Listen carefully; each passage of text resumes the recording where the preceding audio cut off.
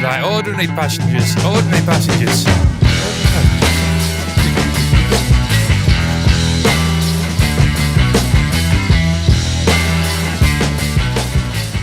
Hello and welcome into this movie review here from MBE here on this Friday night. I'm on your co-host Stephen John McLaughlin, our other co-host John C. Walsh. We're here to talk about Saltburn, John, and I know we'll get into that in a minute. But folks, thanks for joining us here on our YouTube channel and of course our Twitch stream. And remember to hit that subscribe button. It's much appreciated.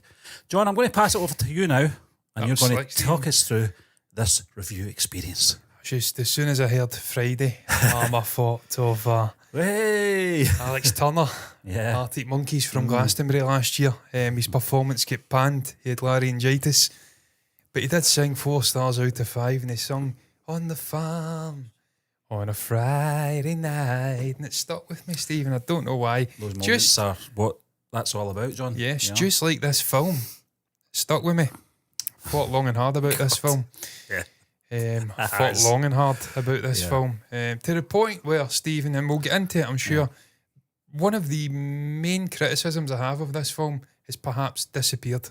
Because I think it was a creative choice from Emerald Fennell. You're talking about the writer, director. Yeah. The choice to kill characters off as quickly as they did, I think that was deliberate, Stephen. Yeah, We'll get into that though. Saltburn, Stephen, reacted to this back in October, I believe. First time, was it June?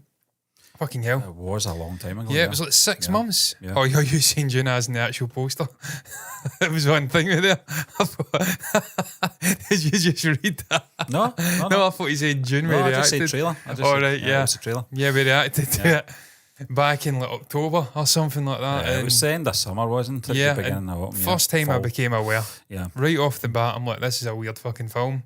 This is Barry Keoghan. Yeah. This guy is just perfect for this kind of film. The shots grabbed me. The vibe grabbed me. The cast in general, Stephen, I wasn't even aware Richard E. Grant was in this movie, or indeed Rosamund Pike, until we actually started watching it. But there was something about the energy, even in the trailer, that had me thinking I need to see this film. And that's ultimately why we did watch it, Stephen. Yeah, We both really enjoyed the trailer.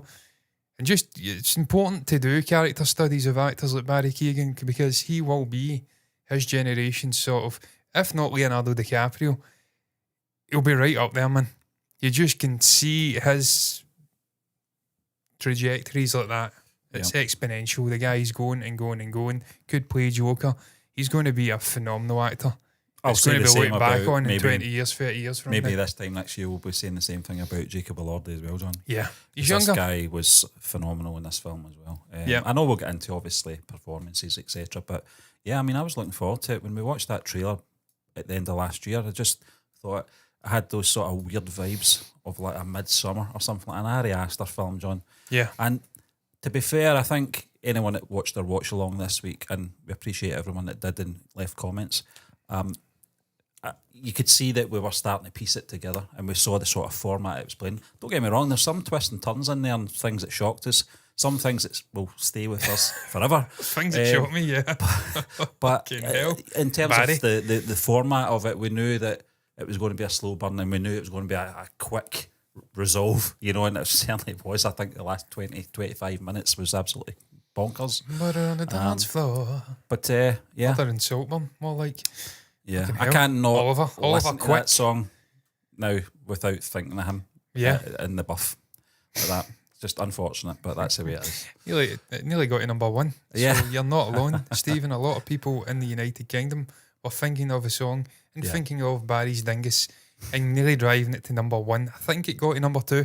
I think it did. Yeah. I don't Sophie know what. Ellis hit number Bextor will 1. be absolutely delighted with that. I don't think she's ever had the number 1. That was Yeah. the closest she came. Right, okay. 20 years after it released. But crazy. Stephen, this movie, man, the general vibe, but this is fucking disconnected, discombobulated shambles, this review. There's no structure.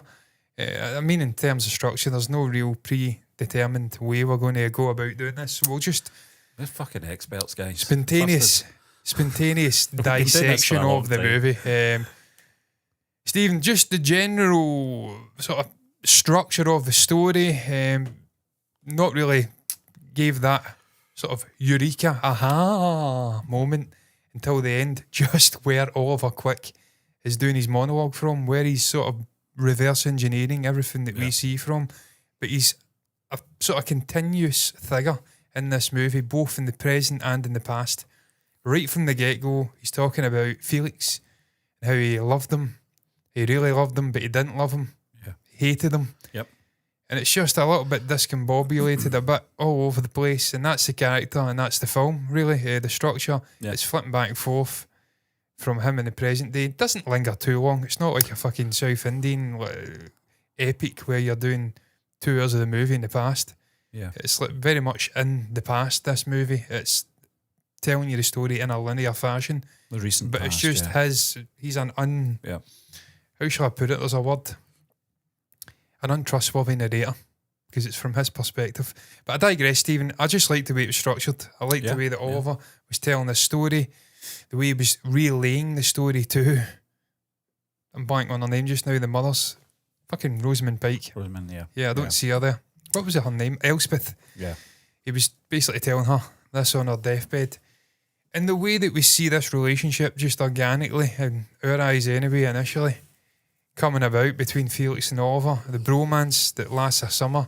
What was your thoughts watching this film for the first, I don't know, hour or so when you're seeing this relationship? Was there ever, and I know the answer before you even tell me because you did have doubts, but was there ever a moment where you felt Oliver was going to be what he ultimately became in this I movie? he had a grand plan, which he obviously did when it's revealed at the end, John, but I thought he was just winging it for most of the time and just Like me. manipulating.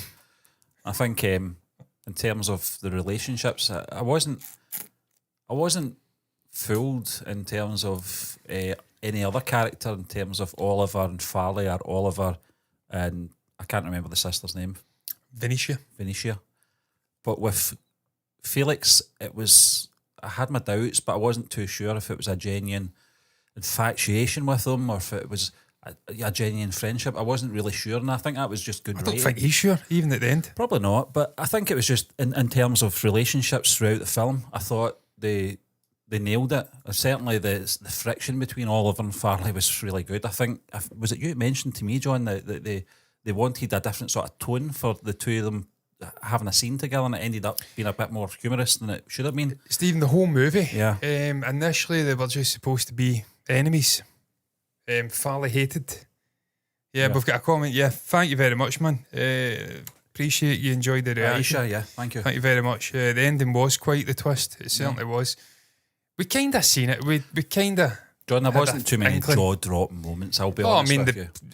Do you know the bit the mud that surprised- thumping, the mud thumping scene? I'm going to call it. What I mean is, That was certainly there jaw-dropping. was some shocking scenes, but what I mean is, in terms of his plan and how it unfolded. You know when they did that sort of, what is it you call that series that you used to watch, the BBC series where they Hustle. explained Hustle? Yeah.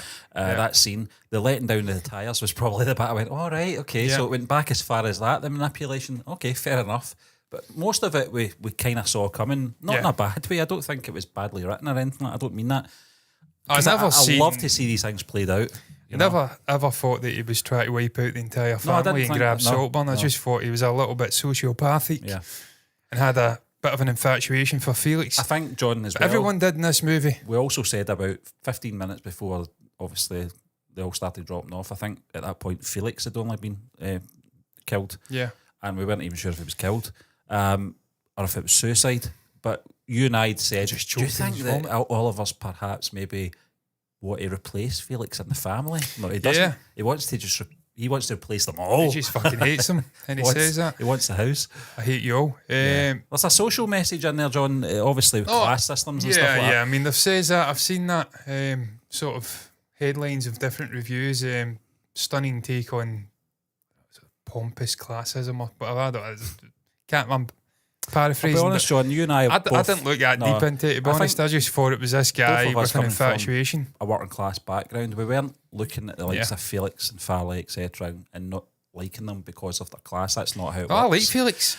He was the most likeable character in the whole movie. You can't hold someone responsible for their upbringing. They're a product of their surroundings, and it's not his fault he was born into wealth. So that's the way I take people. You can be an utter dick and be working class. Yes, in exactly. fact, there's probably a higher proportion of utter dicks because there's more working class people. Equally, you can just look at Jacob Rees-Mogg, for instance. You can be an utter dick and be a pompous sort of Edwardian Victorian era wannabe Tory. So yeah, Farley did dodge a bullet. You're absolutely correct. Farley. I mean, he dodged a bullet, but then I think he's going back to the United States with his mother, who's not got a potty piss in, and it's going to be a real culture shock for Farley because he's no money, and he's that used to this lifestyle. He's a little bit up himself. I liked Farley as well. Farley was a character. Going back to that, Stephen Farley, Archie and I can never say this name, Madekwe and Barry Keoghan. They had lived and improvised their whole relationship in this movie. It's good acting, yeah. Basically, they were supposed to be enemies, and that was it. It was cut and dry. But they turned it into this sort of twisted romantic vibe where they had a bit of a thing for each other, and they were also trying to manipulate each other. So it was just the added nuance and levels to it. But that's something that's consistent in this movie. I watched a lot of junkets. I think Oliver and Farley were just similar in so many ways, different classes, but similar. They were seeking the attention of Felix, you know, the approval, if you like, you know. That's how it was portrayed for both Oliver. Outsiders. But Oliver was obviously thinking bigger than that. He had bigger both fish to fry. outsiders as well, Stephen. I mean, both similar from different. They're not the Cattons. That's what the name of the family is, isn't it? It's Catons. Catons, I'm going to say. Catton, I don't know. They're not proper, fully fledged members of the Saltburn clan, if you'd like. They're outsiders vying for some of that pie, try to get in there. Obviously, Farley's a little bit higher up in the scale because he's kind of family. But obviously, James hates him. James hates everyone. It's funny we how realise that his name is Farley Start and Oliver's is Oliver Quick. So Quick Start. Fucking loaded with it. Even the scene in the maze, I was looking at it again. I was trying to get a thumbnail for this. He's got the wings on. He's got the police. Yeah, that was the funniest moment in the film for me. He's got wings on. And Oliver's got the horns, the sort of like ram thing. Yeah. So there's a lot of symbolism in there. Just some fucking. We'll get into that though. The technical stuff is of triumph. This movie is absolutely incredible on a technical level. Some of the shots, the symbolism, I perhaps missed at times, and then in the edit, a scene, just brilliant. But yeah, just that I liked. That was one of my main takeaways, Stephen, was the sort of organic way the story unravelled. Yeah, and a lot of that is down to Emerald Fennell, the director, the writer. She's from an acting background. She has got a lot of respect for the craft and for the hardships of being an actor. I watched a lot of interviews with her, Keoghan, Elordi, Madekwe, and they all praised her for the way she handled rehearsals, the way she handled the auditioning process, and just allowing them to have freedom on the set. To be able to craft their own character stories and change things up. And you can feel that. You can feel the chemistry. You can feel them having a good time behind the scenes in the performance. I think you can see that organic. I'm not sure if it makes the director's job a lot easier when they've got that calibre of acting that can come in and sort of what would be the word? They come in and do their thing. You know, that it's not always strict and rigid to the script. They'll come in and add a little bit of character to their character. And Keoghan is very good at that. You've seen that in previous films with him. Even in that short scene that was in the Batman that was deleted, you could tell Matt Reeves was just going, just go with it, just do your thing, make it your own. She wrote this role for Keoghan, apparently. Yeah, she had him in mind, not initially, but then by the end, he was the only person that could play the role for her. Oh, yeah. I can't see anybody else playing that character. I really can't. And he was winding the other two up by saying, you had to do 4 auditions. I didn't have to do anything. So he's noising them up. But then they also got their own back. They're both 6'5", and they were picking the coffee up for him. So, 4 auditions, but ultimately, they had the last laugh in a way. Did they? I don't know. I'm talking shit. I don't know anything else that Archie Madekwe is in. I don't know. It does ring a bell. He rings a bell. But you told me he was English, John, and I was very he's surprised. English from London, I thought he was American. I really did. It was Stephen, I mean... I really mean that. I really do, yes, to be brutally honest with you. Ali McCoy's, for fuck's sake. But I can't get it loaded up, Stephen, but I really enjoyed the story. I love these kind of films. I'm a huge fan of Robert Eggers and Ari Aster. I love slow burn, sort of thriller, psychological, mystery, eccentric kind of movies. This is right up my street. It's why I just seem to connect with it from the trailer. And I knew that I'd enjoy it. I wasn't expecting the nudity. I wasn't expecting the mud fountain. I mean, again, ad-libbing. He basically, by all accounts, he embellished the grave scene. And he embellished the end. Yeah. You said freestyle, and he did freestyle it, Stephen. By all accounts, he was just to get out his bed at the end. And he thought, no, I'm not having that. Keep the camera rolling and follow me. And I'll give you something memorable. And my fucking God, did he give us something memorable. He can make it spin that way. He can make it spin the other way. It was interesting. Yeah. But a fitting end to the film. Stephen, in terms of the last half hour, I did say I had some issues initially reacting to it. That it was a little bit rushed. Yeah.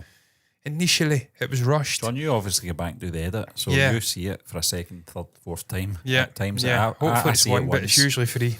But I mean, I had concerns. I think we were both actually thinking the same thing, going, "My God, this is rushed." But is it? I don't know, because there's a bit of a time jump, and then as we know, this is all set in the sort of near past as well. So we don't know how big a gaps each of these deaths were exactly. We know James died a fair bit later. The James one was a strange one though, wasn't it? I was thinking about that the other day. You know, I mean, his was natural, wasn't it? Yeah, I think obviously losing his son and his daughter was just, I think that was took its toll. Well, Elspeth said that. She was surprised he lasted so long. So, yeah. I'll say one thing, Richard E. Grant. Everything I see this guy in. I've been watching him since with Neil and I. Yeah, he's great. Late 70s, just there's something about him, man. He's a complete vibe. The hair, and just it's something that's present off camera as well. It's just the character he is. He's clearly well to do. He's clearly had a sort of prosperous upbringing. Yeah. But he seems to be grizzled by life, and he's just down to earth as well. He's seating the round table sort of things he does. Yeah. He's an absolute character and a phenomenal actor. He is, and I was delighted to see he was in this film, and he didn't disappoint, Stephen. No. Probably all in sub 7 minutes of screen time. That's but enough. He fucking makes it pop. John, the bit that made it pop for me the most, and probably Richard E. Grant, it was a standout because the situation of Felix's death when they all sat around and had lunch. Yeah. That was the best scene in the whole film, because each of those characters were all experienced different emotions. Yeah. You saw Farley was just ready to break down. I think the chemist in the room was probably which we've all experienced. Yeah. Oliver was he was just so focused on a good lunch. He was focused on the cake and the birthday. Yeah. Me. But then I don't, was it? I mean, he was upset as well. Do you know when Farley laughed about the police? I that was fucking brilliant. That's what I'm saying. I mean, we've been there, Steve, and we've all been in moments where we've been grieving the loss of someone. Well, hopefully some people haven't, but I think we certainly have. And there is moments where there's a joke told or something said, and you laugh, and you're like, "Fuck, I shouldn't be laughing here." You know but you can't help it because it's human. Carey Mulligan character. Oh God, yeah. She's always seeking attention. She died. Pauline, her name is, but it's Pamela. Sorry, poor Pamela. Poor dear Pamela is what they've actually called her. Fucking Stephen, you talk about nearly stealing the show. Sub 5 minutes of screen time. Yeah, but the outfits. Just fucking crazy. I mean, an eccentric household in the first place where they're doing black tie get-ups for dinner in a house. It's a big house, to be fair. Yeah. And she's rocking up like something out of fucking Vanity Fair. Like, what's that? The name of that big gala thing? The Met Gala ball in London, New York. Right. They dress in all these crazy eccentric clothing. Yeah. That's her, but going to dinner. The fucking hairstyles. And just the way they treated her with disdain. They were so sympathetic in her presence. And the minute she left, they're like, "Oh, she's fucking abhorrent." I mean, I know she's had a hard time, but she doesn't have go on about it. Always looking for attention. She's fucking dead, Elspeth. Yeah. She's dead. She's cold. What are you talking about? There was some good lines in terms of the seriousness of the situation and how light they made of it. Died for attention, exactly. And obviously the police getting lost in the mess was probably the best one for me. But Michael, the character Michael at the very start as well. Michael Gavey, He just snapped, with Oliver, and you just knew you were going to get that kind of dark. These vapid cunts. Yeah. As he said, his words, not mine. Yeah, I've got you something. What was it again? What was the name of that? What bar was that? He got him a bar and then he says, "You going to eat that?" Took it right back. Crunchy, took it right back. So he was eating it. I like crunchies. Initially, I thought he was the most psychotic character in the film, Michael, but as it transpired, I think he was probably the sanest because he stayed the fuck away from it. Yeah. And he was crazy, Go on, what was he says at the start? I'm a genius, but I don't really like mathematics. Just ask me a sum. Go on and ask me what's he fucking said again? It was amazing. Yeah, he stood up and just... Yeah, he shouted something, didn't he? Yeah, it was amazing. Ask me a fucking sum then, or something like that. That's when I knew it was going to have like dialogue was dark amazing, comedy man. throughout it, John, and I'm glad of that, because you need that in this type of film, because it's so dark at times, you know. And I think you mentioned those scenes that Barry Keoghan decided to do. Steve, we'll talk about those scenes. But We'll John, talk I think about it those was scenes. important, you know. We have to address that. Take away the sort of shock value of it. You've got to remember this character is a depraved little fucker, you know, and what makes him tick? What does he get a rise out of? You know, and you saw that unfold in the bath scene first and foremost. He wasn't doing that to please anyone. He wasn't doing that for anyone to notice he was doing it. The bathwater. He was doing it for his own. Yeah, he was a deviant. Yeah. Little deviant. That's the best description, yeah. And the same with the obviously the grave scene as well. There was no one around, was there? There's no one around. Was Duncan around? No, Duncan was gone. No, Stephen, that's where you see him in his truest form. When he's not putting on a show, he's on his lonesome. And he is getting tore into the bathwater. The semen sort of laced bathwater. Fucking crazy. Horrific, horrendous moment. What was he thinking? And now you just drink after that. Sorry, Stephen, I've imparted that I was into just your thinking brain. bathwater. Yeah, that's not bathwater. That is if you go to London. Yeah. You're bathing in the Thames. Yeah, exactly. Yeah. And you're eating the fucking, what are they called? The eels? Jelly deals. The jelly deals out of the Thames. Pie and mash I would go for, but I'd not go the for jelly pie deals. mash, but no, not the eels, and certainly not the sauce, because that's got eels in it. Fucked up. That's all right 300 years ago, but not now. There's no need for that. There really isn't. We've moved on.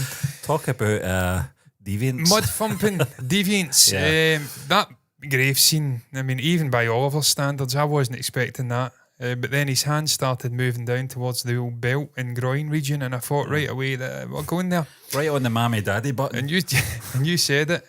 The cheeks are clenching. So it was a fantastic performance from Barry Keoghan in that scene.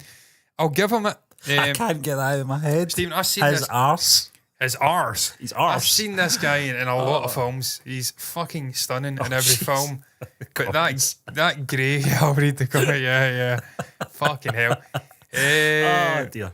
It wouldn't surprise me if that's a speciality in Saltburn. I tell you, although Oliver's doing it and we're seeing him, fucking Duncan's for the watching as well. We'll get into Duncan in a moment. I don't know.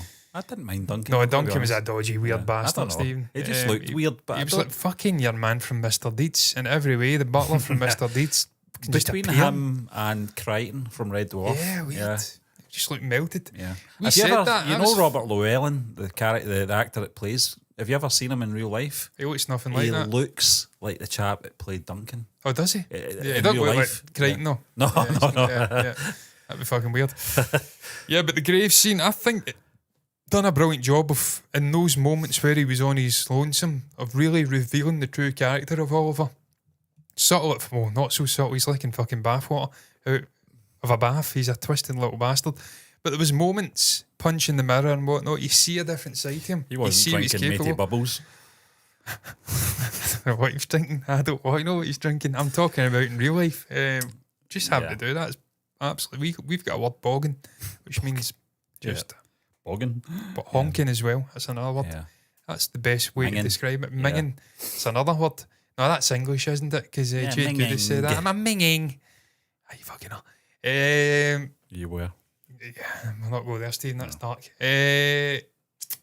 Obviously, the dancing scene at the end, the nude dancing scene, just all ad-lib by Barry Keoghan. Completely Billy Bullock. Yeah. Completely Billy Bullock. But just added so much to the character. It showed you. And he said his rationale for the dancing at the end was, everybody dances naked in their house. I've never done that, Barry. I've never danced naked in my fucking house. That is Rachel from Friends. I have never got my breeks off and danced about naked. I got to tell you, Barry, ain't done it, mate. To be fair, I've not lived in a house like Saltburn, so perhaps I would. Yeah. But I've got a 7.5 stone Labrador, and I don't want him getting access to any dangling bits because it'd be really fucking bad. It'd be really bad. I could end up in hospital very quickly. Yeah, but yeah, I did explain that one. Yeah, exactly. My dog bit me. Yeah. Really? Yeah, you're fucking deviant. That's why I'm not Barry Keoghan or over quick. But Stephen, it added so much, and it goes back to what I said previously. This freedom that Emerald Fennell gave the actors on the set to really curate and chart their own sort of direction for the character. There was a script. I'm sure they adhered to the script in the main, but she did offer a lot of freedom to go off piste, as I like to say, and do something different and add your own sort of splash of creative juice onto the characters. And Barry in particular seems to have trust, John. That done comes that. down to trust with the director and the director's actors. You've seen it across genres. You see it in Scorsese films. You see it in Jim Carrey films. Just let them do what they do best. And in this case, Barry Keoghan does what he does best. Again, it's not for shock value completely. Barry Keoghan understands Oliver Quick character. He understands that this guy will go to such levels of depravity and what would the word be? Self-pleasing. Masturbatory. Away from the public eye, away from the other Felix, etc.'s eyes. This was something that the character did for himself to get off. Get his jollies, as he said. I don't want to know, but Oliver does take it off. The grave scene was fantastic and sick. Yeah, it was something. I don't know if it was fantastic. It's not my cup of tea, but different strokes for different folks. It was interesting. We said that Barry Keoghan as an actor has balls of No, steel. but yeah, Really he certainly does. got balls, that's for sure. We've seen the silhouette. I tell you though, Stephen, we've seen it fall fucking front up. 00 and 7, But I tell you what though, fantastic acting, even in the build up to that. I mean, we're not speaking about the humping, the mud thumping as I called it, but the acting, you see the full sort of lexicon of human emotion. If he's even got emotion, I don't know what the fuck he is. Is he human? I don't know. But when he's breaking his heart, Are we human? Fuck, I would answer. He took his shirt off and he's hugging the sort of upturned sort of mud, if you'd like, on the grave. You can see that he did have affection for Felix. So even when he's saying at the end, I hated him, I loved him, but I hated him. No, I hated him. He's conflicted. He doesn't actually know what the fuck he wanted or what he liked or what he loved or what he hated. I genuinely believe he was completely, not fixated, but what's the word I'm looking for? Infatuated with Felix. I believe that was a true... Infatuation is a love-hate emotion, John, But I genuinely believe that was real with the character. I think he genuinely I think if did. it was hate, he would have just pissed on his grave. Yeah. But there was a we kind don't of know if he middle did that or ground, not. and the middle ground was getting his todger out and humping and showing the him grave. some love. Yeah. I think it'd have been better. Listen, he went into the fucking river and took the stone out as well. He's a twisted little bastard. Yeah. There's so many great scenes. I'll get to the Duncan comment in a moment. There's so many great scenes though, Stephen. The moment where Oliver throws the stone with his dad, the dad wrote on it, and hits the sort of bottle on the side, that was fucking hilarious. That's what you mentioned, the dark humour. Yeah. One of my standout scenes as well is when Felix takes him back to... where the fuck is it he stayed again? I can't... Just outside Liverpool. Banbury or something like that. I can't remember, John. I remember the sign saying something like that and he panicked. But that scene where it's if I was Oliver, I'd have jumped out of the car at that point. Yeah. I'd have went, I can't own up to this. But he'd have went anyway and found out. Yeah, true. But just everything about it, I love that awkwardness. That's why I love Ricky Gervais shit from the early 2000s. Your dad's out in the garden. He's been pacing up and down all morning. Your dad...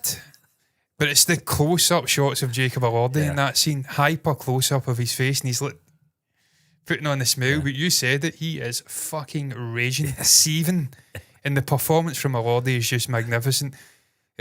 Sisters, you told me you were an only child. Must have forgot. And there were so many moments. The Bagman, the rowing team, I think they says top scorer. So modest.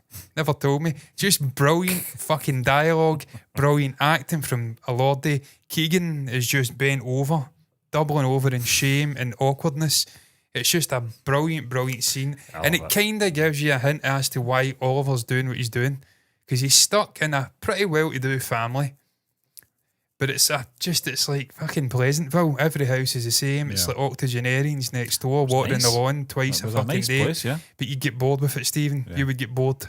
It's just beige. I think when he went to Oxford, so when he goes to Saltburn, he's just fucking mental. But it's before that as well. I think Oxford really opened his eyes up, didn't it? Yeah. From that sort of fuck is that? boring doer suburban life that he was living in back home with his siblings and his mum and dad, and he saw an opportunity. I mean, I don't think anything really opened up in terms of his sort of master plan until he first laid eyes on Felix. I think that was the moment, looking through the window. I think there was even a flashback to that, just to remind you this was the moment when everything changed for this character. This is the moment where the plans started to, work its way in his head. And then you see the letting down of the tyres. How do I meet this guy? How do I interact with him? How do I show him I'm a good guy? And you're not really thinking of it at the time. You just think it's a normal thing. He's got a flat money, tire, obviously, in the wallet as well. Yeah, I mean, that was good. I liked that one. That was quite devious. It's fucking Darren Brown level. Sleight of hand. Very impressive. He's quite the guy, Oliver. No, but Stephen, I mean, just really intriguing. You get insight into his origins. And for me, I don't know, I think there's a lot of symbolism in him going to Oxford. And he's almost reborn as a person in Oxford. He can act out these weird sort of fantasies where his father's dead, this has happened, his mother's a fucking junkie, a drunk, and the smell and the fucking, what was it he says? Talking about his home, it's not the same as it is for you, Felix. The smell and the dirt or something like that. He's just making it up. He's a fantasist, but there's no one there to check him who knows him from his actual life back in wherever it is he's from, outside of Liverpool. So he's almost reborn there, and he can act out this sort of plan and master plan to take down this family. Then at the end, when he's naked, I view that as like a fucking rebirth. He's out the bed, he's completely naked, he's dancing about. That's him reborn into life at Saltburn. He's a new man again. It's almost like 3 acts. I just find it. I think he said there's 5 versions of Oliver in this movie. Yeah. And he sort of compartmentalised them all and acted them differently. Sometimes he had to play 2-3 variants of Oliver in his mind in the one day because it wasn't filmed. Yeah, it's sort of out of sync. Yeah, it was out of sync. So he was not playing different versions of the Yeah. character in his mind within the same day. So it shows you how talented an I think actor that's he what is. they do. They call it the dailies, don't they? Where they go back and they look and see what they filmed, and then they piece it together for it, in their head, so they can start to put themselves in that sort of frame of mind. This is the Oliver from this point. So but it still takes a talent to do that. Oh yeah, I mean he said that. Duncan, you asked, do I think Duncan did we think Duncan was on to Oliver? I think he was. I think Duncan's like the fucking. I think Duncan's seen versions of Oliver over the years. Yeah, I think that's the thing. You know what I think? I think Duncan's almost like the fucking dead butler in The Shining, the caretaker in The Shining. He's just like a fucking ghost. Dead, he's just a ghost that's in the walls of Saltburn. I did think, what did Duncan think of Aisha's Oliver dancing about Aisha's Saltburn? about to go to work, by the way. So just absolutely. Thank you for coming in, man. Appreciate it. Appreciate the comments. Definitely had to catch you on like blah. Yeah. Thank you very much for coming in. But I think Duncan was on him. Yeah. There you go. I answered it finally before you left. I don't know so much. I think he was suspicious of Oliver all along. Yes. But I think he was just another variation of one of Felix's toys. Yeah. And he just kind of, here's the next one.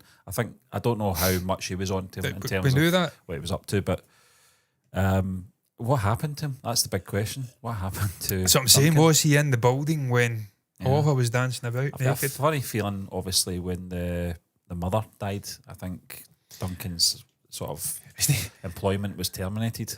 Stephen, the director actually said, well, Duncan's still there. Or someone said it may have been actually Archie Maddoxway. Yeah. Duncan's still there. Maybe Farley's still about as well. So John, I don't think there'll be a sequel. They made the comment though, maybe Duncan will take down Oliver and claim Saltburn for his own. We kind of joked about it. You can clip this if you want, but I don't think there'll be a sequel. No, there won't be a sequel. You can't do a sequel to a film like this. There shouldn't be a sequel. This is a one and done, self-contained story. I think Farley that was the connect was obviously the family of getting inroads to the house. I thought that was quite an important scene and a line from Farley as well about this is my house when he was talking. No matter to what Oliver. happens, I come back here. Yeah. And look what happens. This is your sort of fantasy summer where you'll tell your kids about much it. Oliver got into the head of Elspeth though, and signing everything over to him. Yeah, I thought that was just. He manipulated her. He was a master manipulator. Yeah. The character, completely sociopathic, disconnected, and it really took someone like that to take down the family. She was Lady good. Daphne. Yeah. I thought she wasn't in it. It was a dining scene, wasn't it? She The party, wasn't she it? cut Oliver off. Yeah. Save me or something. She said to the person next to her, or next to him, like, fucking asked him to speak to you. You're like, right, that's enough. Stop speaking to Venetia. Talk to me. Speaking of Venetia, Stephen, I got Alison Oliver. First proper gig as an actor in a feature-length film. She'd done a couple of shorts and mostly episodes in a TV show. Yeah. I thought she was unbelievable. One of the standout performers. The bath scene where she is on to Oliver and she's giving him, I don't know. I knew that was her death sentence. Character assassination, if you'd like. Just the complexity. She's obviously anorexic and an issue with drink. Even the lunch scene that you spoke about, she's pouring the wine and just spilling it all over the table. Yeah. Just a really, really good performance from Alison Oliver. Irish as well, like Barry. I thought she was sort of well-to-do English person. Yeah. So I thought she was absolutely brilliant in the film. Yeah. And just, that's another strength of this movie, Stephen. The casting, whoever the casting director was, I don't know if it was Emerald Fennell or it was someone else. Yeah. I think it was probably a collaboration. They got it absolutely bang on. The chemistry was there. By all accounts, Jacob Elordi and Barry Keoghan, really close friends off screen now. I don't know if they were before, but apparently they're really close now. And you just get that vibe that they all connected really well with each other. They were laughing and joking. I think they were trying to do a behind-the-scenes documentary. Sometimes that happens sequentially with the film. It happens in film though that, friendships are, you saw it in Lord of the Rings, the Hobbits, still friends to this day. And that's a connection. It's a special connection as well with actors. And if they can translate that onto film, it's a really special thing. And I think in terms of obviously Felix and Oliver, it was quite a complex relationship. And although neither of the two of them really opened up too much, they said enough for the audience to know exactly where their positioning was in their relationships. Obviously Oliver's reveal at the end sort of gave you a more sort of in-depth of where he thought and what he felt of Felix. Obviously the love-hate thing, but I thought the casting was fantastic. A very small cast we talked about, John. And sorry, Steve, I just have to say that flatulence is on another fucking level. That's probably that chicken stick I gave him, so that's my the fault. skid mark in the toilet after the party. When all of us woke up, and that's what that smelled like. I forgot about that. That smell vision. Yeah. Fuck me, Harley. Yeah, it's a trash compactor in Star Wars. Well, that's that skiddy. But I just thought, in terms of a very condensed cast, I thought if there wasn't a casting director and it was just director and the producers, that's what they think they did in the old days. It was just director, but they actually have a specific person that does it now. I don't know if they've got I'm not sure, John, but I just thought everybody right down to Duncan was just perfect. Yeah, Duncan was amazing. Didn't have to do much, but it was just you go, Carmel Cochran. Yeah. Fantastic, Carmel. Take a fucking bow, my friend. That was phenomenal, the casting for this film. I couldn't think of any other actors to portray a 404 error. 404, yes. I'm trying to get the other sort of technical people. Linus Sandgren, Stephen, director of... I've totally cut you off here, sorry. Linus Sandgren, director of cinematography. Really loved the cinematography in this movie. Some really symbolic stuff, some beautiful shots as well. Oliver walking along the little pier on the lake. You've got these little decorative what is that what you call them? Lily pods or something like that? Is that the name of it? Yeah. On the lake, they're lit lily up. pad, yeah. And you've got the sort of backdrop of Saltburn. John, we're looking at producers. I see Margot Robbie's name there, and I know Margot Robbie's name came up in the credits at the very beginning of the film. Is it her production team that were behind this? Yeah, it was. That's I think it was, yeah. Okay.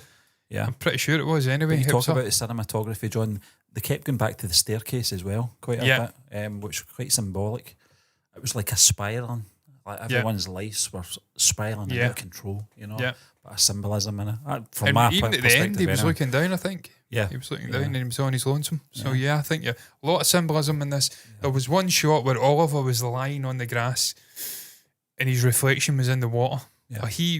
I can't remember exactly what it was, but it was like Saltburn. He was upside down. The shot was upside down. He was lying and you could see his reflection in the water with Saltburn in the sort of reflection in the water and the real Saltburn upside down. Yeah. And I just thought that was fucking great. The way it portrayed this vision that he doesn't belong here. This is all make-believe. He's a man out of place. He's in the water. The real thing's down below. It's just they've done a great job of showcasing that he was an outsider. He didn't belong. There was just some brilliant symbolic shots. John, it's another thing we've got to commend streaming channels for. Streaming platforms, sorry. And the aspect ratio was fucking great. I like that. Old school. These are the films that you wouldn't see the light of day if it wasn't for streaming channels. You might have seen this one, perhaps, maybe in the cinema. But I just think in this day and age, I don't think they get enough credit because they take the chances. You know, the producers will come to the platforms with this idea, and obviously to sell the story to them, you know, and give them the money, you know, the way it works. Yep. And just if it's Prime, if it's Netflix, etc. I just think we're living in a good age for these type of films. Yeah. And we've seen them time and time again, John. It's going to be very interesting. Saltburn, in terms of Academy Awards, is there anything? I think it has been. It's been nominated. Has it been for nominated? Sure. Yeah. Oh yeah. I'd be surprised if it wasn't. Oh yeah, it's been nominated for multiple. Yeah, I'm pretty sure it has. I think this is all of them there. You know what I'll do? That's the BAFTAs and the Golden Globes. Yeah. I'll bring up 2024 nominations, right? And we'll find out exactly. Because I would like to get into talk about that if it is the case, because I've not really paid much attention. It's not been nominated for Best Picture, which is fucking crazy to me. But I suppose there is a lot of competition in there. Yeah. I'd have nominated it. Not nominated for director. I think that's harsh. But again, this is a Marmite film. This is going to put a lot of people. I think in terms of production, John, though, it could have. Oh, yeah. No, I'm not sure. I'm not sure if it was in there at all. I don't know if maybe just the timing of its release. I'm not sure. Was it too late? I don't know. I don't know. I'm not entirely sure. That must be fucking nominated, surely. It must be. The Academy Awards are coming up in 9 days, John. Yeah, so I'm sure we'll talk about it. I don't know. Actually, I don't think it has. That's I'm crazy. very surprised about, but it could have been a timing thing. It could have been. I'm not sure. It didn't get anything. Yeah, it didn't get Lukewarm anything. critical reception and divisive opinions among audiences. Yeah, okay. Critics have not got a fucking clue. Lukewarm critical reception, 71%. Is that lukewarm? I wouldn't say it is. Are you fucking crazy? Do we need to get 90% plus For it to be a good film. to be a good film? Jesus Christ, I've seen worse films get.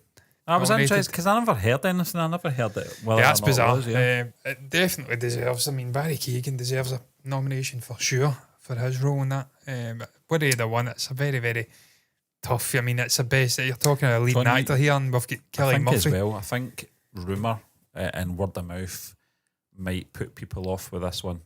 Oh, I heard about this film. Oh, I heard about that scene. Not my thing. It's a shame because you're missing out on a good film, but. It's a Marmite film, Stephen. I These think kind word of of films. mouth either does this film positive or it does it a negative. I think it's just one of those type of films. John, the one with the hot dog fingers from last year. Everything Everywhere All at Once. I fucking love that film. I love it, and Oh, I've watched God. it a few times since. But there's a lot of people who just don't like it. Are you kidding? know, Oh, yeah. God, what a film. It's an Everything incredible about film. it. And obviously that The was score, Michelle Yeoh, yeah, the wig, the Ki crash Hai shoes, Kwan. Yeah. But I what was get the it. name of the daughter again, the actor? Fucking Stephanie Zhao or something like that. I Yeah, think it was. yeah, she was Fucking loved that film. Yeah, so Incredible. Jamie Lee Curtis was incredible. The score isn't was it? unreal. There's a particular moment where it's a piano. It's just fucking incredible. What a score, what a film. That did get nominated. That won quite a few, to be fair. Yeah. In fairness, and it deserved it as well. This deserved a couple of nominations, Stephen. What was I going to say? Soundtrack, quite understated, but some brilliant moments in there. Certainly between Felix and Oliver. Fucking Oscar. What am I talking about? Turn you into a cat. Oscar and Felix. Yeah. There's some moments in there that are really brilliant. Where they're sitting in the bridge before they go to Saltburn. They're talking about the father passing. They're going to, well, he didn't pass, but you know what I mean. They throw the He rock. was in the garden, pacing up and down. He was in the garden. He was in Greece on holiday. The dull bastard. That's terrible. I'm having an attack at Greece. I love Greece. I've been to Crete. It's something that is not even Greece. It's an island, the Mediterranean. But I love the country. I love the culture. Don't take that as an attack. I'm just saying he's fucking boring. He'd be as well been dead. No wonder Oliver wanted to go to Saltburn. No wonder he wanted nothing John, to do do you with his remember I family. said about Fucking his dull. dad? I said, I know his face for him. He was in Doctor Who, that's what Was it was. he? Yeah, yeah. Fuck. Classic. Which one? Yeah, I can't remember. It wasn't Tennant, was it? I don't think It's it was as Tennant, far are we back as that. fucking But I just recognised his face. I just went, I know his face. I've seen it somewhere. You know what he reminded me of? He reminded me of a Z-list poor man's... Philip Glanster. No, I forget. It's Walsh is his name, or Welsh. Walsh, he died. He was in Breakdown. He was a villain. JT Walsh. JT Yeah, Walsh. yeah, He's he a did. poor man's JT Yeah. Walsh. That's what he gave the vibes of. Yeah, But same complexion. Nowhere near Yeah. the acting brilliance. He was of amazing. That JT guy, Walsh. yeah. Still can't believe Yeah. he died not Yeah. long He after was- that film. He was in Pleasantville as well. Yeah, Pleasantville, Yeah, fucking it was phenomenal. fantastic. I mean, he obviously went back to classic films as well. I think he's one of Jack Nicholson's good friends as well. John, we're going off on a tangent Oh, here, we are. obviously. But It's yeah, pertinent because it's a character in this film. yeah. No, Steve, look, technically I thought the film was a triumph. Really enjoyed it. The score was understated, but it was there and it packed a punch when required. Cinematography was fucking brilliant, as I said. Some brilliant shots, even the montages of Felix on the roof looking back. Just some brilliant sunset sequences. The shot of the maze, them going down onto the maze when Felix is discovered. Yeah. Just some brilliant technical work in this film. Really, really impressed by it. In terms of performances, I think it's pretty obvious who's a standout performer in this for me anyway. It's the Barry Keoghan show. That's not to do down Archie Mad. I can never say his name. Madekwe. Yeah. Jacob Elordi. The whole ensemble was great. The main sort of primary actors is like a dozen, or not a dozen, half a dozen. I'd say Rosamund Pike, Yeah. Archie Supporting Madekwe, though, aren't they? Elordi, Yeah. Keoghan, Richard E. Grant, Carey Mulligan, and then the Alison, the girl that played Venetia. That's about 6, 7. They were great in the main. I thought, obviously, without Elordi and Madekwe, you wouldn't have a film because it's their interactions with Oliver in the film that But they were make it so memorable. supporting cast, They're John, supporting, but they're important. But for me, Keoghan is the man. It's Just all a about it. It's his fucking story. unbelievable performance. It's layered, it's dark, it's deviant, it's twisted, it's funny. John, you've It's probably a saw physical more performance.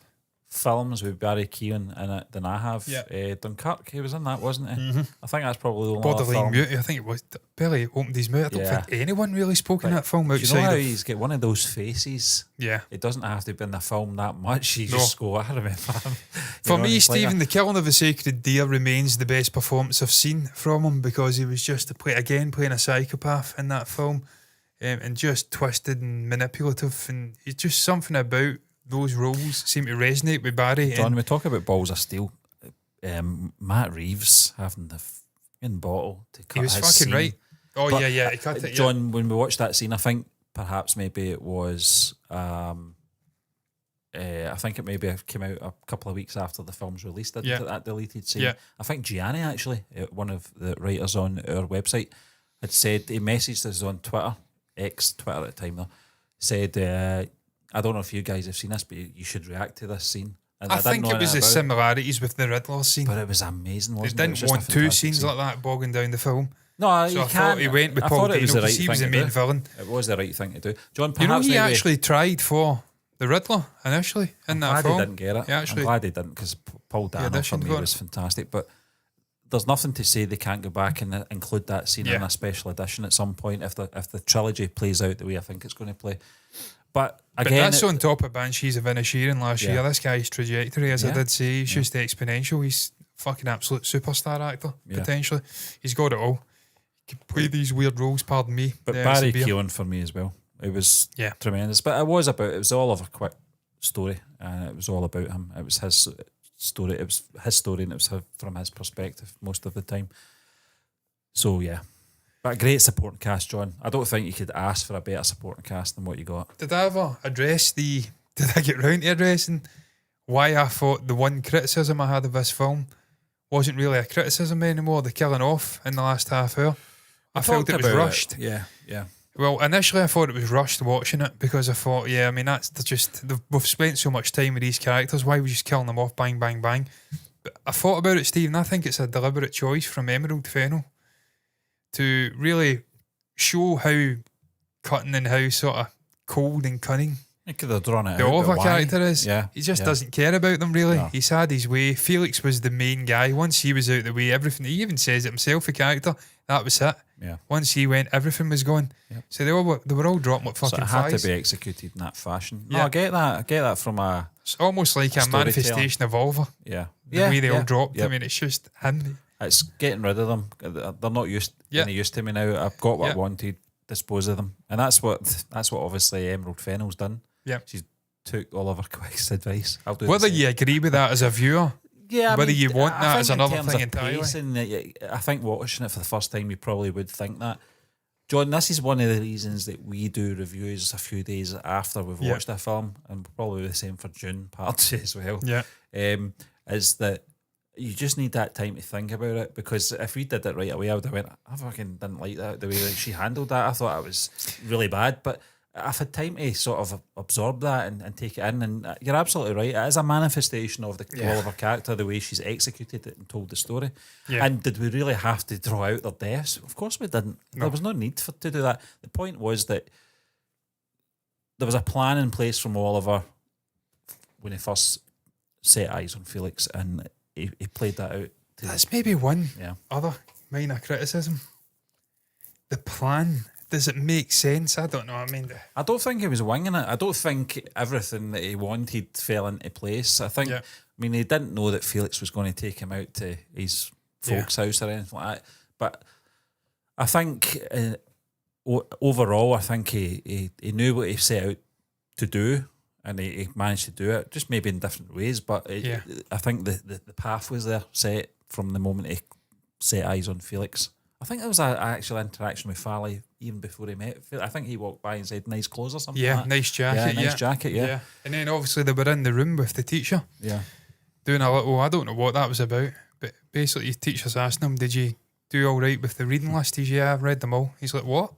That was fucking like, that wasn't necessary. It wasn't an obligatory thing for you to do. I've not even read them. You've not even read them yet. Yeah, that was good. And obviously Farley's in that room with him at that point. I think he mentioned something about thus or something. He's like, yeah, you like it. You said it 8 times. I counted, or 7 times. So yeah, they had interactions prior. And it wouldn't surprise me if he was manipulating even then to try and get close. I don't know. But yeah, I mean, you just I'd have to get back. It's one of those films you'd have to watch it a couple of times to really pick up on all the little things that are going John, on. that's There's a lot what of we can moments. talk about next. Has it got that rewatchability factor? There's some interesting things in it that are quite dark and a difficult watch at times, but I think it's got a unique energy, Stephen. I think given maybe a year from now, I'll probably go back to it. It's one of those ones. It's like, I'm just talking about June now. I didn't watch June for a whole year. I've still not after watched June Part 1 since the theatre. It's an outstanding film, but It's a like long this, film though. Yeah. It's very fucking long. Yeah, I think it's the Steve, to be fair, experience of a first time film as well. In terms Stephen, of this. you go and see it. I mean, we've seen this in this room. It's not a theatre, obviously. So the way that you consume a film in the house is completely different to going to an IMAX and watching it in an IMAX in a darkened theatre where your senses are dulled and you're at one with the vision. That you retain. We spoke about this before. We were on obviously with Bartek, sort of fucking is he a critique? I don't know. He's an actor. Yeah, an actor from New York. Done an interview with us. Yeah. And we kind of broached that, and I says at the time, and I maintain it, when you go into a theatre and watch a film in a theatre, you retain fucking 100% more information. So even though I've not seen that, I've seen bits of a film, but I've not seen the whole film. That's why, as you since. said, I John, still remember I think everything. the key word you said there was retain. Yeah. Because you know that when you come out that theatre, that is going to be in your memory for a long time. Yeah, I remember And June everything. is, I remember everything. But yeah, absolutely. A film like this, and it's not doing any dirty on Saltburn, fantastic movie, but I'll probably not think about this for a while. I've thought about it all week because we've just reacted to it. I've been thinking, obviously, we're doing a review, so you do take time to... There's scenes in this film that I'll relive, I'll go back and watch and have a laugh at. There's definitely moments in the film where it's like, I've done this scene with the devil all around with Robert Pattinson. The sort of blaspheming speech she gives as the reverend. There's moments you I can know that actually fucking YouTube word by word. Yeah. Literally, I can recite that. John, I do that with Even the films all garden the time. now and the naked drunk in the desert. I know that scene. So this movie's like that. It has standout moments where you go back and go, fucking I need to watch that or whatever. I think Al Pacino in that in the court scene. Yeah. Uh, You run from a knife or a gun and you charge them if I've got a knife. You talk about The Irishman. not The Irishman. No. The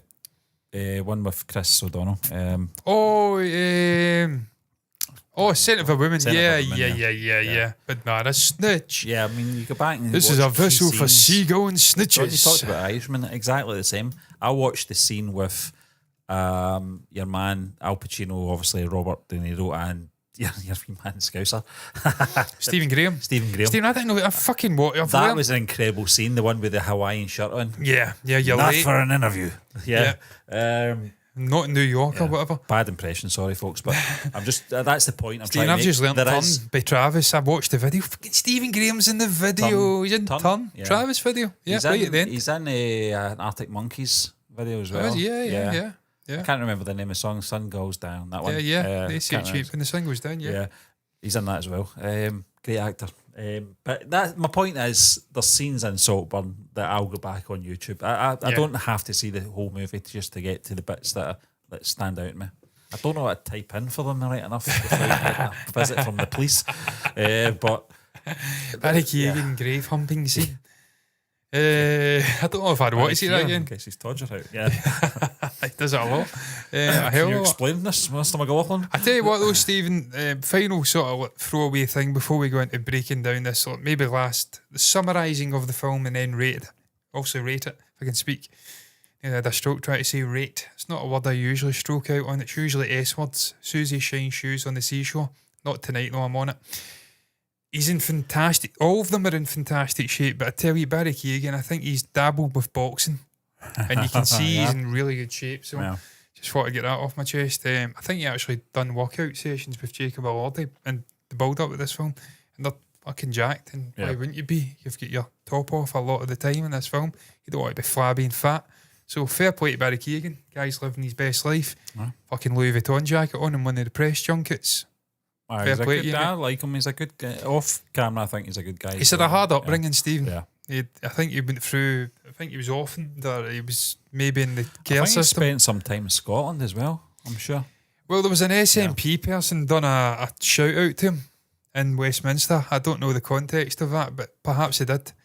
But he's a good Irish lad, and I wish him nothing but the best. He seems a top guy. He's a fucking fantastic actor. So I'm glad he's having this sort of like moment, because I've watched a lot of his films where he wasn't really breaking through. And he was under the radar, and it's great to see him getting the attention now. I was going to say the same as Robert Pattinson, but Pattinson's always been fucking a But superstar. John, that's how they start out. I mean, He's always been a superstar. you look at like Timothée Chalamet, you do those independent films and under the radar stuff, and people will pick up on it.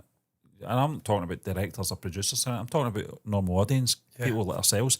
When we talk about Jacob Elordi, I know this is just, he's been in so many films so far. We first picked up on this guy doing a reaction for Priscilla. Yeah. He was playing Elvis, and we were like, Steve, we you went said into it. that thinking, how can someone get into this The mannerisms and not of- be compared to Austin Butler's performance, but totally different in that sense. You're right, absolutely right. It was more the essence of Elvis in his performance. Yeah. I know, because the story wasn't about Elvis, about Priscilla, but I just thought, that's interesting how this guy's doing this. And when you said we were doing this film, I knew right away. I went, that's the chap from Priscilla. I'm interested to see how he does in this film. And I've got to say, they never let us down. Potentially playing Paul McCartney as well. Duncan? So, Scene with the fucking curtains in the lunch scene as well. He's having a breakdown. All the sort of staff are losing their minds.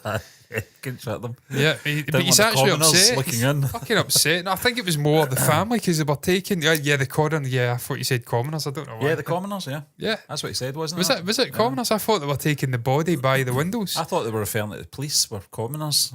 Maybe it was I thought it coroners. was coroner, it could have because they been. were taking the body by. Because there's a moment where they're sitting and you can hear the body going by. body bag. Yeah.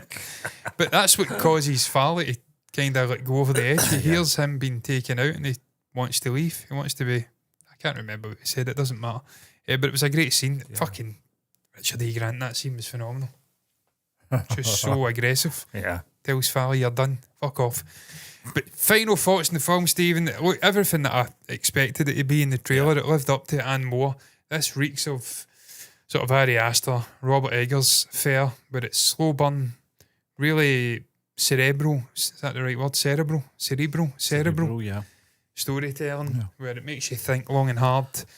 Just aided by fantastic casting decisions and brilliant performances across the board, but a main guy who's going to be a fucking superstar. I really, really enjoyed this film. I really, really did. It's right up my street. It's not going to be everyone's cup of tea, but I like these kind of films. And I think it has got rewatchability, to be fair. What's your rating, John?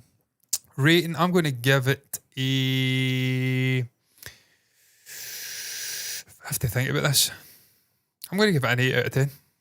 That's quite good, yeah. Yeah, It's quite, 8 yeah, out I of think 10. that's, yeah. Because it's my kind of film, Yeah. Stephen. Other people will probably watch it and I think get it's... that though, John. Absolutely right. I can take or leave these type of films. I'm probably not as invested in these type of films as you are. You mentioned Eggers. I've probably only seen 2 of these films. Look, I've seen them all. And Ari Aster, I've probably just seen 2 of his films. I mean, they've not made a lot of films or anything like that, but the ones I've What's seen... Ari's last one? Can't remember. Was it Midsummer? Did they release another one? You know what, Midsummer that's was one up. probably about 20. Yeah, because 21, Florence was Pugh it? was in it with Yeah. Nicholas Hoult, wasn't she? So 2019, geez, was it that long? Yeah, it's mad, isn't it? Bo's Afraid. I've still not seen Bo's I've not Afraid. seen that, so I can't comment, John. But that reeks of... Yeah. I don't know if I want to see that from what I've heard of it. But yeah, I Maybe. do like these kind of films. But just getting back to Saltburn and my expectations, I think my expectations were fulfilled in this Yeah. movie. I think Emerald Fennell really did a good character study on a very condensed cast, a condensed character cast that is. And in terms of casting, I don't think any of these characters could be played by anyone else. Looking at this now, it's one of those ones, you get it, when people say, Tom Selleck was cast for Han Solo or Indiana Jones, was it?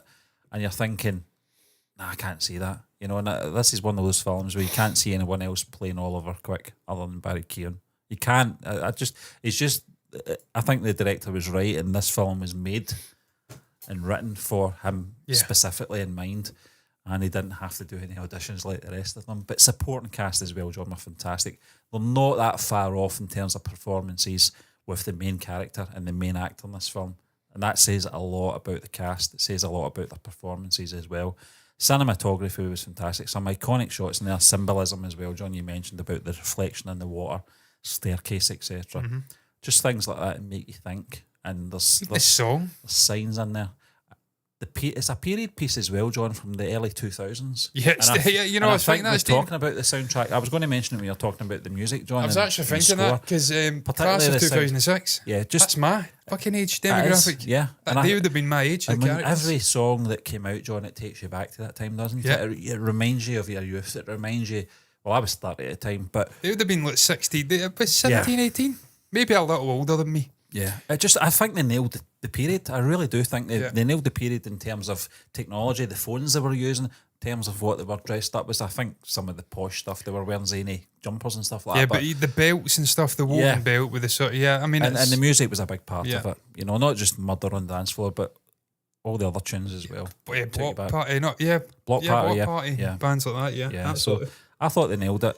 For me, I would agree it's an 8 out of 10 for me. Yeah. I just think it was a really good, enjoyable film. Although we did see a lot of things played out in front of us and we kind of knew where it was going, it was the execution and the way they did it. And I didn't have issues. Maybe at the time I did, but after thinking about it in terms of that final third, was it rushed, was it not? I don't think it was. I think you're absolutely right. I think director Emerald Fennell is really directing and telling the story sort of through the mind of the Barry Keoghan character in terms of... it's they're he's easy narrating disposable. So that's the way we're going to dispose of this story. It's just as quick. It's all structured from him speaking to Elspeth on her deathbed. So he's telling the story. So he's not going to give you details of what happened between. It's just, these are the highlight moments that have got me to where I am just now. I killed him, done away with her. He died, and now I'm here with you. Yeah. Get rid of Fally. This is it. I'm here. That's how it's bang, bang, bang. I need somebody to make my breakfast. I wouldn't want fucking Duncan in that house. Weirdo bastard. You'd wake up, he'd be staring at you. 5 a.m, looking up. Please don't kill me. Fuck me. Oh, fuck. That's not what I'd be worrying about. It just reeks of the guy that turns to mush in Robocop, doesn't he? He just light a fucking flame next to him. He's like a wax dummy. He'll just go up. Weird bastard. But yeah, Stephen, I agree completely with everything you said. I was going to say something else. It's left my brain. It doesn't matter. It's also not that important now, you know. But yeah, done. I mean, that's over an hour. Yeah, wow. that's good, yeah. Wowzer. What was your thoughts on Saltburn? What was your thoughts of the movie in its entirety? What's your thoughts on the characters, standout moments, the sort of thematics at play? We never really discussed that, but we did. We kind of did. Everything, the symbolism, the technical stuff, our review. If you've got anything to say at all, share it down below in the comments section. That is the place to put your thoughts.